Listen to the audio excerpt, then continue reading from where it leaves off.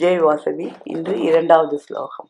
ஸ்ரீ பகவான் வாச்சா காமியானாம் கர்மனாம் நியாசம் சந்நியாசம் கவையோ விதுக சர்வ கர்ம பலத்தியாகம் பிராகுஸ்தியாகம் விசக்ஷனாக. ஸ்ரீ பகவான் சொன்னது, காமிய கர்மங்களை துறப்பதை சந்நியாசம் என அறிகிறார்கள் ஞானிகள்.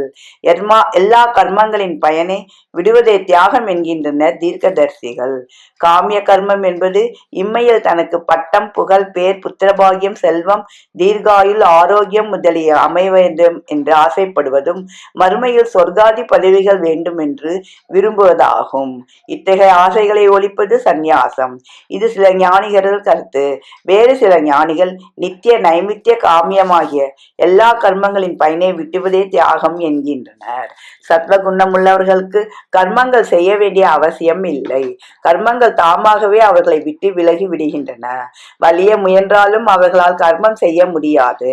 கடவுள் அவர்களை கர்மம் செய்ய விட மாட்டார். கர்ப்பமாயிருக்கும் மருமக பெண் வீட்டு வேலையிலிருந்து கொஞ்சம் கொஞ்சமாக விடுவிக்கப்படுகிறாள்.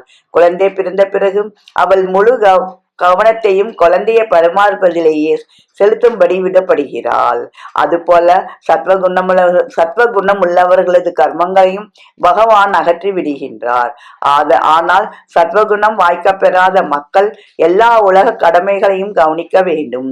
ஒரு பணக்காரனுடைய வேலையால் போல தன்னை பாவித்துக் கொண்டு வீட்டு அலுவல்களை எல்லாம் கவனிக்க வேண்டும். இதுவே கர்மயோகம் எனப்படும். இவ்வித பரித்தியாக புத்தியோடு சகல கர்மங்களையும் புரிந்து கொண்டு பகவன் நாமத்தை உச்சரித்து அவனை தியானம் செய்வதிலேயே கர்மயோகத்தின் சாரம் எல்லாம் அடங்கும். நன்றி, வணக்கம். இப்படிக்கு லதா ஸ்வரூபம் விருத்தாச்சலம்.